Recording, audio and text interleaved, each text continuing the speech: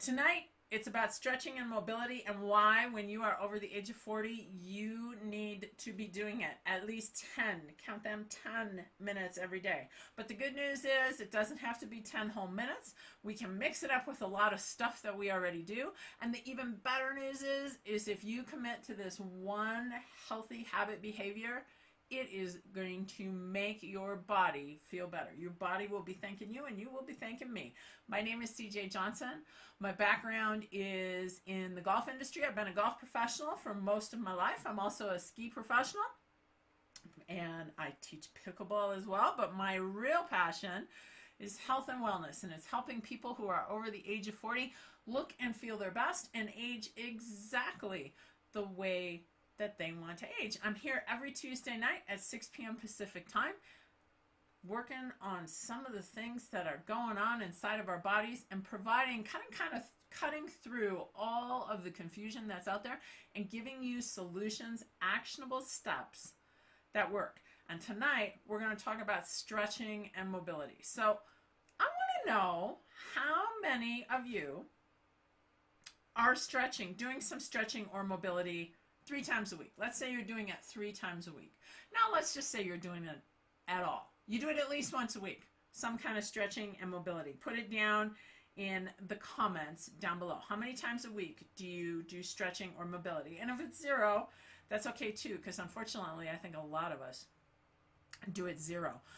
But we really, really need to do it. Now, when I was younger, that is what I looked like. I show this picture each and every week. I show it also to myself so that I can remind myself of what it used to be like 14 plus years ago. While I was growing that career and I was busy being a golf professional, I ended up weighing over 250 pounds. So as you can see, I've made some changes inside of my life and I've learned a lot of things along the way. One of those things is, as I get to be now 54, almost 55 in August, my body is changing. Things are different. But I know this, that if I change my behaviors, I can still feel good and do everything I used to. Sometimes I can't do it as often. Sometimes I do it a little bit differently, but I still do everything that I used to. And that's what we're going to talk about tonight. It's one of those keys that I was really able to change around this winter. Before I forget, make sure you stick around to the end. I've got a great new freebie for you. It is the best that I've ever done because it's all the habits. It's 25 habits, 25 tricks to helping you stay fit without feeling overwhelmed. These are things that fit right inside of your life, and I would love to send that to you. So make sure that you stick around to the end so that you can see how to get it, how to get a free copy of it. And it's free. And I got to tell you, it's my best stuff. This winter, stretching and mobility. This body over here, this body never stretched. Never stretched. This winter, I got to tell you, I've been kind of inconsistent in my stretching and my mobility. I do it sometimes. I like to do mobility, which is rolling. We'll talk about that in a second. Stretching, I like to do it, just never always made a lot of time for it. I made the commitment that this winter I was going to do stretching throughout the whole entire winter. What happened to me from teaching skiing is by the end of the winter, my back hurt, my hips hurt, my knees hurt, everything hurt because I wasn't taking the time to stretch those muscles the way they need to. And hips in particular in skiing, you know, the ball, this is like a ball and socket joint, right? Your hip joint. And so your legs, which is my hand, rotates inside that ball and socket joint to turn the skis. You're using those hips a lot. I was tight and I was miserable. This year, I committed to doing 10 minutes of stretching each and every day, sometime after skiing. I gotta tell you what, my body felt amazing. It felt really good. It is a habit now that I am vowing to continue. So first of all, before we get into how to do it and how to change it, here's why it's important to you, especially when we're over the age of 40. So there's a few things that happen to us, right? Is our muscle mass starts to shrink. And I'm sure that you've heard that. It shrinks about 1% a year after we get to the age of 40. The other thing that's happening is the number and the size of the muscle fibers. They are decreasing. And then you add that inside of our tendons and Ligaments are the things that connect our muscles and our bones around our joints.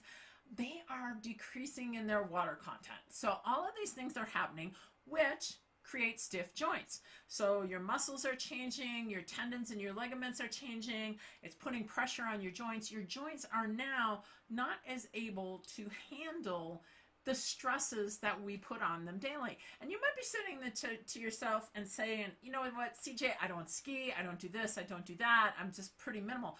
Well, baloney, you walk, right? You walk, you're active. By keeping healthy, by keeping our muscles and our joints healthy, as we age, we start to eliminate some of the risks of falling. And I think that everybody probably knows somebody who's taken an unbelievable fall that's been life-changing when they're older, you know, when they're in their 70s, 80s, sometimes even in their 60s. If you got osteoporosis, a fall could really hurt you. So that's what's changing in your body, and that's why you want to do it. And you can get this done, seriously, in 10 minutes a day. And it doesn't even have to be 10 minutes all at once. Does that sound good? Hey, John, how are you doing? It's good to see you as well. Another John. Oh, John D says he stretches daily. Hey, John Q, how often do you stretch? That was the question of the day. Okay, so let's talk about flexibility and mobility. What is the difference? So we know exactly what we're talking about. So flexibility is the ability to stretch the muscle. Okay, pretty simple. Mobility is kind of a big umbrella term, but it covers what happens around the joint, the range of motion around the joint. So you could think of flexibility if you were to get down on the ground, sit with your legs on the ground, and bend over and try and touch your toes. That's a flexibility motion. A mobility motion would be if you were to stand on one foot and you were to swing the other leg backwards and forwards. How far does that hip joint move? Okay, that's the mobility. So in order to stay healthy, we need to have both flexibility and mobility. So first, let's talk about flexibility. So there's two types of stretching, and if you think back to high school or wherever, think back in school, we probably did a lot of dynamic stretching. I remember that all the time. You went into gym class, you weren't warmed up, nothing was going on. The gym teacher had you maybe get down on the floor and start doing some hurdler stretches or some toe touches or something like that. It was mostly static stretching is what we were doing. We would get there and we would hold, or the thing at the time was to bounce, bounce, bounce, which is really absolutely awful for you. But static stretching is a stretch and a hold. Dynamic stretching is an active stretching. So dynamic stretching, as an example, is if you were to stand on one leg and you were to rotate your foot. That's an ankle stretch. I talked just now about standing on one foot and swinging a leg backward and forward. You're not only stretching the hip area, but you're starting to stretch the quads and the hamstrings, the muscles inside of the legs. So that's a dynamic stretch. When you see swimmers, this is probably one of the biggest things that I think of. When you see swimmers getting ready to get into the pool, they're doing a lot of this with their arms, right? And these big windmill things. Those are examples of dynamic stretching. So dynamic is movement, static is holding. Here's the thing that we've learned that science has taught us since we used to go to gym class. Dynamic stretching is generally really great for warming up, getting ready to do something, do some type of activity. Static stretching tends to be better for us when we are finished with that activity. Okay, so think of it that way.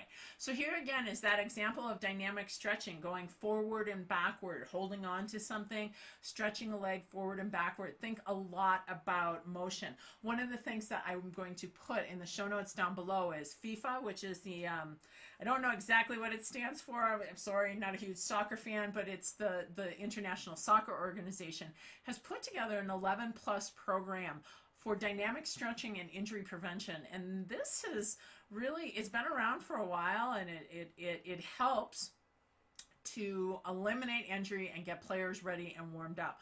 I'm going to put a link to that down below because there are some great stretches inside of that program, some examples of dynamic stretching. So these are things that, again, that you can do at home. Stand on one leg, swing it back and forth, swing it in front of your body like a pendulum, swing it on an arc back and forth. Bend, keep the leg straight one time, the next time bend the knee. It's going to stretch different muscles. So those are all examples of dynamic stretching, and that's a great way to get warmed up. And by the way, when we stretch, generally it's a great idea to stretch warm muscles, meaning do a little something to get your body moving. Whether you're doing dynamic or static, you need to be stretching warm muscles. FIFA recommends that you do a little light jogging. Okay, so do something to warm up those muscles, then go into a dynamic stretch, and then go ahead and do your workout. And if you're not working out, that's something you can easily do when you're standing there watching a little TV at home. When you finish your workout, don't run out of the gym. Look at this ballet dancer. Look at how awesome she looks. That's a static stretch. So that's the stretch and hold. I don't know about you. I have never, ever, ever gotten my toes. I have never made the stretch look like that. I am not that flexible, and I'm fairly flexible. I can get my wrists to my toes. That's as far as I can go. But again, static stretching is this. Static stretching is stretch and hold.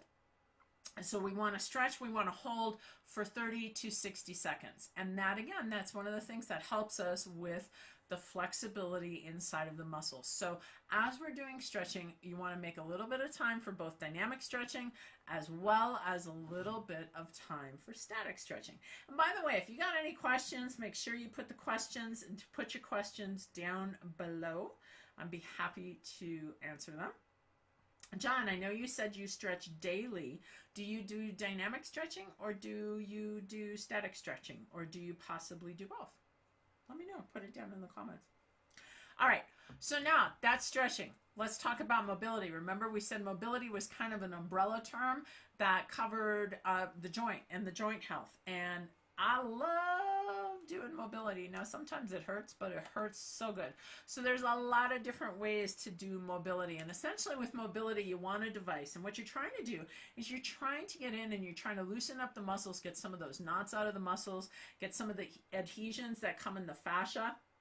Fascia is some of the layers that come over muscles. Like if you're cooking a piece of beef and you see that very light muscular layer over the piece of beef, that would be fascia. That's an example of fascia. When fascia gets tightened in our muscles, it can really hurt us. So when you start with mobility, I recommend that you start with something pretty soft. And the softest on this picture is the tennis ball. You can take a tennis ball, you can put a tennis ball on the floor against a wall and just roll against it, trying to get your hot spots. And when you get to a spot that's a little bit tight, leave the ball sit there, take a really nice deep breath, a belly breath, in through the belly and out, and sink down into the ball. That's a good way to do stretching as well, as belly breathing and to sink down into the stretch. It doesn't matter if it's stretching or mobility. We don't want to do these things to the point of hurting. We want to perhaps have some discomfort, but we don't want to do them to the point of pain. So I would recommend starting out with a tennis ball. If you have cramps in your feet, if you're on your feet a lot, get a golf ball. A golf ball is phenomenal for the feet. Now, I am going to tell you, it's hard. It does not give like a tennis ball. So the first time you do this, you want to make sure that you're sitting down, because it is going to hurt. Okay, but rolling out those feet and getting those muscles in those feet, everything that goes up into our legs, and that can really impact our knees, our hips, everything that happens with our legs. So we need to make sure that we're relaxing those feet. Now, kind of in between the tennis ball, which is soft, and the golf ball, which is small, and it's a little hard to get that into bigger areas of our bodies, there's the lacrosse ball. So a lacrosse ball is larger than the tennis ball, but it has the firmness more of a golf ball. So a lacrosse ball can be a great alternative to get into some of those areas in your back, in your hips. Those are very hard to reach areas.